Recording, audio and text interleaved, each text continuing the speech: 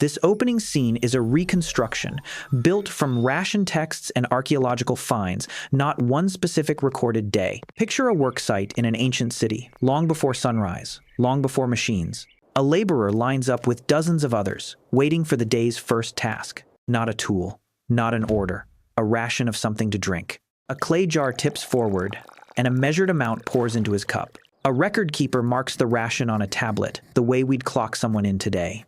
To modern eyes, this looks exactly like an employer handing out beer before a shift. Why would a fermented drink be part of someone's daily wages? Was this worker a little drunk before he even picked up a tool? And if this happened every day, was the whole ancient world walking around slightly buzzed? Before you answer, look closer at what this particular reconstruction puts in that cup. It isn't clear, golden, and carbonated like the beer on a modern shelf. It may have been thick, cloudy, and full of grain and sediment. It looks less like a drink and more like a bowl of liquid bread. Because to answer this title honestly, we need to separate three things people constantly blur together. First, whether a drink contained ethanol at all. Second, whether people consumed that drink often. Third, whether they consumed enough of it to actually become drunk. Those three things sound like the same story. They are not. Ration records can show that a fermented drink was distributed regularly. They do not, on their own, prove that anyone became drunk. So, before we chase ancient taverns and legendary hangovers, we need a sharper question. What did drinking actually mean to someone living long before the word alcohol existed? Start with the word doing most of the damage here. Alcohol. In modern language, that single word covers an enormous range of very different things. A slightly fermented grain porridge falls under it. So does a mug of beer, a glass of wine, and a shot of hard liquor. So does a modern cocktail built specifically to deliver ethanol as fast as possible. All of them can contain ethanol. None of them affect the body the same way. Getting drunk isn't only about whether ethanol is present in a drink. It depends on concentration, total amount consumed, and how quickly someone drinks it. It depends on food in the stomach, body size, metabolism, and the time between drinks. Archaeology can often tell us that people made or drank something fermented. It almost never tells us exactly how drunk one ordinary person got on an ordinary day. That gap between they drank it and they were drunk is where most myths live. To navigate that gap, this video leans on three simple filters, used again and again. Filter 1. What was actually in the cup? Was it thick or thin, weak or strong, closer to soup, or closer to spirits? Filter 2. How was it consumed? Sipped slowly across a whole day, paired with food, or downed quickly at a festival. Filter 3. What was the drink actually for? Nutrition, ritual, payment, hospitality, or a deliberate search for intoxication? Keep those three questions close, because every case study ahead will run through them. One more thing worth saying clearly. Ancient humans is not one single group of people. That phrase stretches across tens of thousands of years and thousands of distinct cultures. There was never one universal ancient drinking habit shared by the entire species. So instead of one blanket answer, this video is building towards something more precise. To understand fermented drinks, we have to start before humans even existed. Fermentation is a natural chemical process, not a human invention. Wild yeast feeds on sugar, and one of its byproducts happens to be ethanol. Long before any hominid picked up a tool, nature was already making alcohol by accident. It's reasonable to think early primates occasionally ate fruit that had already begun fermenting. That small, repeated exposure may help explain why primate bodies can process ethanol at all. Here's what's relatively solid. Fermentation predates humanity by an enormous stretch of time. Primates likely encountered small amounts of ethanol through naturally fermenting fruit. Humans eventually learned to encourage and repeat that same natural process on purpose. Here's a reasonable interpretation, not a proven fact. The smell of fermentation may have helped animals locate energy-rich food, and the ability to metabolize ethanol may have offered some advantage in certain environments.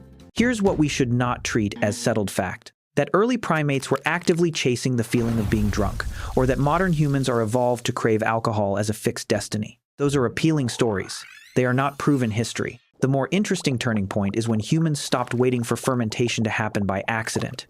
One frequently cited piece of evidence comes from Raqefet Cave, associated with Natufian communities. Researchers have found grinding tools and plant residue that some interpret as signs of processing grain for a fermented drink. Some researchers connect this to a ritual or gathering context, though the interpretation remains debated. It's worth being honest about what this evidence does and doesn't show. It does not tell us the drink's exact strength. It does not tell us how much any individual actually drank. It does not prove anyone got drunk. And it does not prove this happened every day. What it does show is remarkable on its own terms. The evidence suggests humans were deliberately producing fermented drinks before fully developed agriculture, before cities, and before writing. Knowing how to make something fermented, though, is only half the story. The real question is how close that ancient drink actually was to what we now call beer. Picture two drinks sitting side by side. On one side, a modern beer, filtered, bottled, and a stable, predictable strength. On the other side, an ancient fermented drink, likely still full of grain solids. It may have been cloudy instead of clear. It may have carried a sour, tangy taste instead of a clean one. It may have kept fermenting slowly even after it was poured into a cup. It may have varied wildly from one batch to the next. It probably didn't store well for long, and it likely carried real carbohydrates and solid matter. In many ways, some ancient fermented drinks functioned more like liquid food than modern beer. But we have to resist turning that observation into a blanket rule for everything ancient. The ancient world also produced wine, honey-based drinks, and fruit-based ferments. Some batches were almost certainly stronger than others. Wealthier households or special festivals may have had access to more potent versions. Here's a principle worth holding on to. Ancient beer was weak is not a complete answer. Even a weak drink can intoxicate someone if they consume enough of it. So this section isn't proving that ancient people couldn't get drunk. It's proving that the single word beer doesn't tell us enough on its own. There's a real difference between low strength consumed in large quantity and low strength sipped slowly alongside a meal over many hours. There's a difference between an everyday batch and a stronger version saved for a special occasion. There's a difference between a fresh batch and one that kept fermenting far longer than planned. Archaeologists typically find containers, plant residue, processing tools, and ration records. Those finds are genuinely useful, but they rarely capture the exact strength of a single cup. We don't get to know the precise alcohol percentage sitting in someone's hand thousands of years ago, so we shouldn't pretend that we do. What we can say honestly is this: many ancient fermented drinks sat somewhere between food and beverage.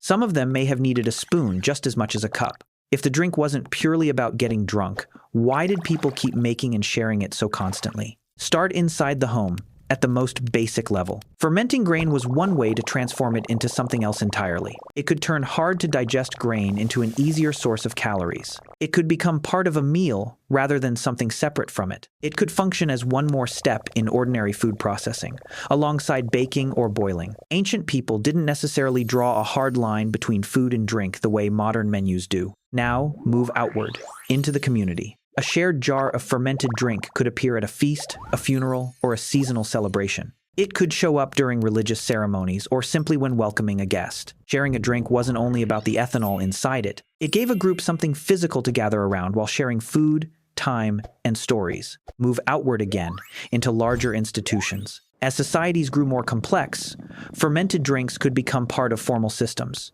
They could function as rations, as partial payment for labor, or as offerings to temples. They became goods that needed to be counted, brewed, stored, and distributed by real workers. Here's the key distinction worth repeating. A tablet recording a beer ration proves that beer was distributed. It does not automatically prove that every person who received it ended up drunk. Now, a common myth worth correcting directly. Ancient people did not necessarily drink fermented beverages because all water was dangerous. That claim gets repeated constantly, and it oversimplifies a messier reality. Boiling, cooking, or fermenting could change how safe or stable a liquid was. Some water sources, especially in crowded settlements, could genuinely become contaminated. But ancient people still drank water and knew how to find clean sources, and a low level of alcohol didn't automatically make a drink sterile. So fermented drinks weren't a universal substitute for water. They were one option among several, chosen for calories, tradition, status, or simple habit. The same basic drink, it turns out, could serve very different roles depending on where you stood. To see that variation clearly, look at three very different case studies. Case 1, Raqefet Cave, where fermentation may have carried ritual meaning. Grinding tools and residue there have led some researchers to suggest grain was processed for a fermented drink. This may have happened inside a cave setting linked to gatherings, possibly tied to funerary or communal events. This tells us fermentation carried real social weight, even at this early stage. It does not tell us this was a daily household habit. It's evidence of meaning, not evidence of routine. A single cave, however striking,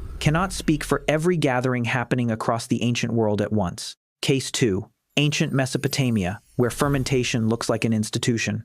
Cuneiform tablets from Mesopotamian cities record beer rations issued to laborers and temple workers. Beer here was tracked as part of an economy, brewed in bulk and used in temples and households. By this point, fermented drink had become woven into the machinery of daily administration. But distributed every day is still not the same claim as intoxicated every day.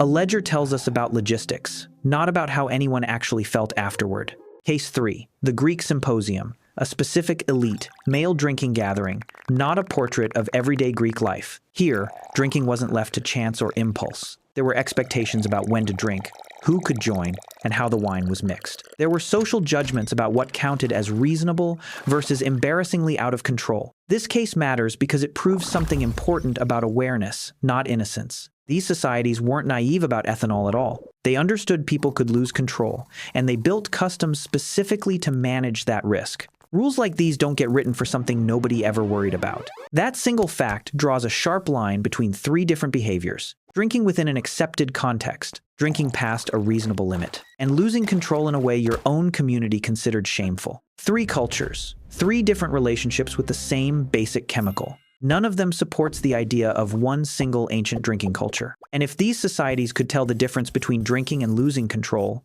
so should we. Let's be honest about something this video hasn't been avoiding. Ancient people absolutely got drunk. Some individuals clearly drank on purpose to change how they felt. Festivals, feasts, rituals, and special occasions created real opportunities to drink more than usual. Texts, artwork, and social customs from many cultures show people recognize the signs: lightheadedness, loss of coordination, vomiting, embarrassment the next morning. Some sources even warn directly against the dangers of drinking too much. That alone tells us moderation was already a recognized idea, not a modern invention. None of that is in question here. What is in question is whether that describes the entire ancient world every single day. It helps to separate 3 different levels instead of collapsing them into one. Level 1, regular consumption, a modest amount as part of a meal or ration. Level 2, mild intoxication, a light, relaxed shift in mood or behavior.